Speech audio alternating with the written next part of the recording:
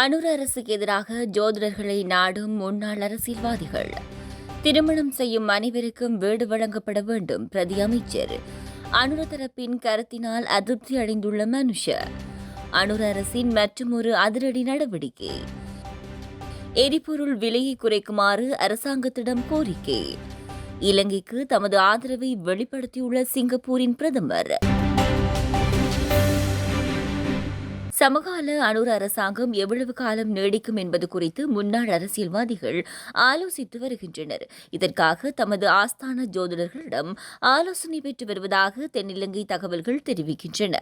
பொதுத் தேர்தலின் போது சரியான முறையில் செயற்பட்ட போதும் தாம் தோல்வியடைந்துள்ளதாக பல முன்னாள் நாடாளுமன்ற உறுப்பினர்கள் மனவேதனையில் உள்ளனர். இந்த நிலையில் மீண்டும் தாம் நாடாளுமன்றம் செல்ல என்ன செய்ய வேண்டும் என்பது குறித்து ஆராய்ந்து வருகின்றனர். கடந்த அரசாங்கத்தில் பிரபல்யமாக இருந்து பல அரசியல்வாதிகள் ஜோதிடர்களின் இல்லங்களில் முகாமிட்டுள்ளதாக தெரியவருகிறது. தற்போதைய அரசாங்கத்தை தோற்கடிக்க வழிமுறைகள் உள்ளதா என்பது குறித்தும் பலர் பரிசீலித்து வருவதாக அரசியல் மட்ட தகவல்கள் தெரிவிக்கின்றன.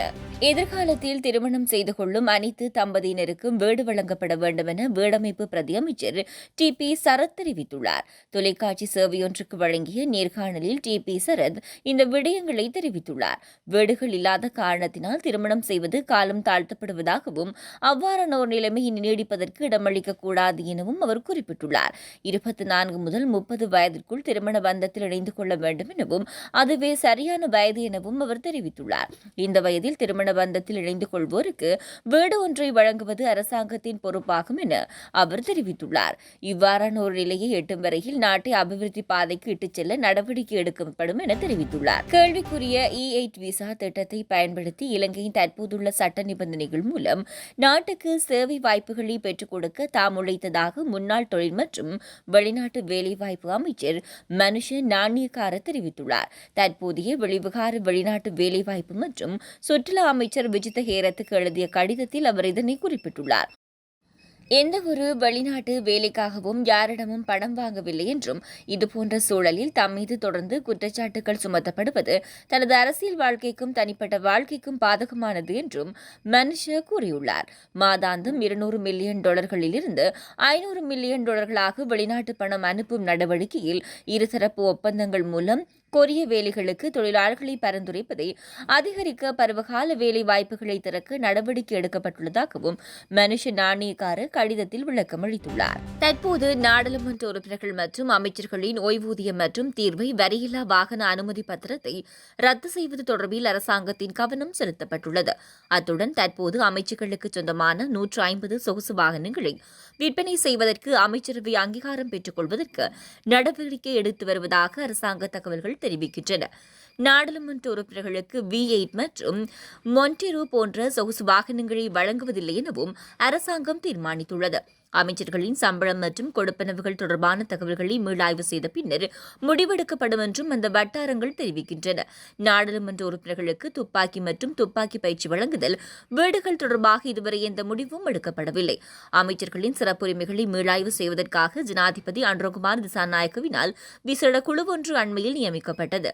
குறித்த குழுவின் பரிந்துரையை கருத்தில் கொண்டு அமைச்சர்களின் சிறப்புரிமைகள் குறித்து தீர்மானிக்கப்படும் என தெரியவந்துள்ளது. எரிபொருள் விலையை குறைக்குமாறு ஐக்கிய மக்கள் சக்தி கோரிக்கை விடுத்துள்ளது.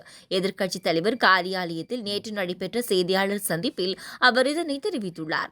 நாளை மறுதினம் எரிபொருள் விலை திருத்தம் செய்யப்பட உள்ளதாக ஐக்கிய மக்கள் சக்தியின் நாடாளுமன்ற உறுப்பினர் S.M. மரிக்கார் தெரிவித்துள்ளார். எதிர்வரும் எரிபொருள் விலை திருத்தத்தின் போது எரிபொருளின் விலையை $50 குறைக்க வேண்டும் என அவர் கோரியுள்ளார்.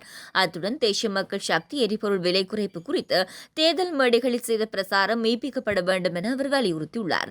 மக்களை பற்றி பேசுவதற்காகவே தம்மை மக்கள் நாடாளுமன்றத்துக்கு தெரிவு செய்துள்ளதாகவும் அவர் தெரிவித்துள்ளார். 2024 நவம்பர் 18 அன்று இலங்கை ஜனாதிபதி அனுரகுமார் திசாநாயக்கவினால் ஹரணி அமரசூரிய மீண்டும் பிரதமராக நியமிக்கப்பட்டார். எடின்பேர் பல்கலைக்கழகத்தில் சமூக மானிடவியல் முனைவர் பட்டம் பெற்ற கல்வியாளரான 54 வயதான ஹரணி கல்வி மற்றும் உயர்கல்வி துறைகளை தம்பசம் கொண்டிருக்கிறார். தெரிவித்திருக்கிறார்.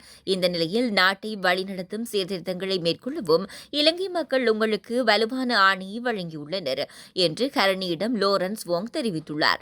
உங்கள் தலைமையின் கீழ் இலங்கை வெற்றி பெறும் மற்றும் வலுவடையும் என்று நான் நம்புகின்றேன் என்றும் வோங் எழுதியுள்ளார்.